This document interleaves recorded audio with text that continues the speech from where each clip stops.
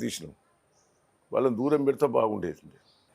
సరే మీ దగ్గరికి వస్తాను. మీరు దాదాపు 2 హ్యాట్రిక్‌లు 6 సార్లు ఎమ్మెల్యేగా ఉన్నారు. ఒకసారి ఎంపీ, మంత్రి ఇలా ఉన్నారు.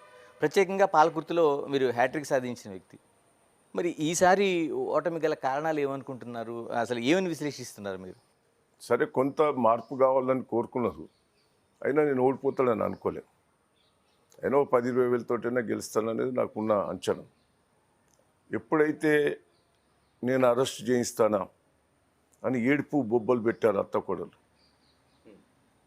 అరెస్ట్ చేసిండ్రు, జైల్లో పెడతానని ఆ ఏడ్చే వరకు ఆ ప్రజలలో సింపతి వచ్చింది. అది నిజమని నమ్మిండ్రు. పోలీసు వాళ్ళు నోటీస్ ఇస్తారు.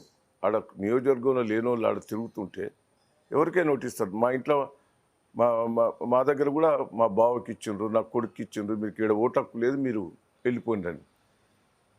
వాళ్ళకు ఆ నోటీస్ ఇచ్చే వరకు పోలీసు వచ్చి అరెస్ట్ చేస్తాడు, జైల్లో పెడతాడని ఒక కళ్ళర్ నీళ్లు తీసుకొని నటన చేసి ఏడ్చాను.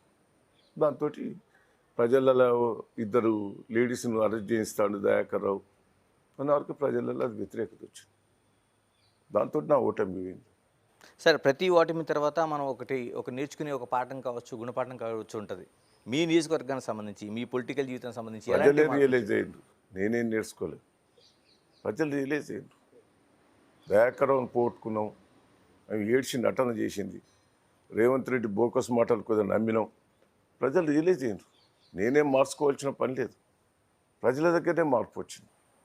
సరే ఇంత చేస్తున్నా బీఆర్ఎస్ నుంచి చాలామంది కాంగ్రెస్ వైపు జంప్ అవుతున్నారు. అనేక మంది లీడర్లు మార్పు అంటే మీరు కోరుకుంటున్నారు. అన్నట్టు పవర్ లేని బతికేటోళ్ళు ఉంటారు, పైరోలు చేసేటోళ్ళు ఉంటారు, దందా చేసేటోళ్ళు ఉంటారు, రోజు బ్రోకర్ దందా చేసేటోళ్ళు ఉంటారు.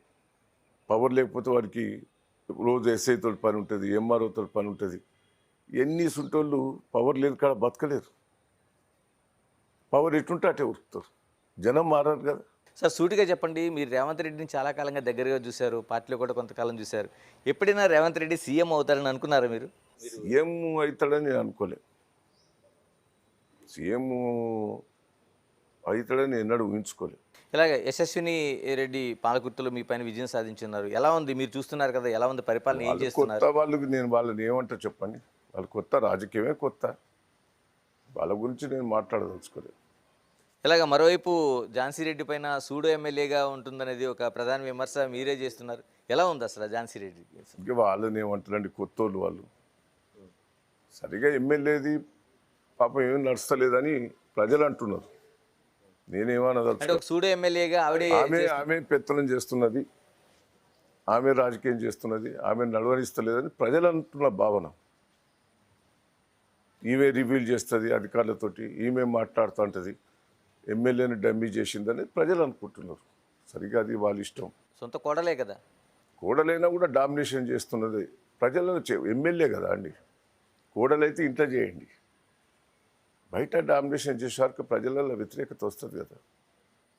సార్ చివరిగా చెప్పండి, పాలకుర్తి నియోజకవర్గంలో ఉన్న ఈ పార్లమెంట్ ఎన్నికల్లో ఏ పార్టీకి మెజారిటీ రాబోతుంది? అంటే నేను వేరే ఉద్దేశం కాదండి.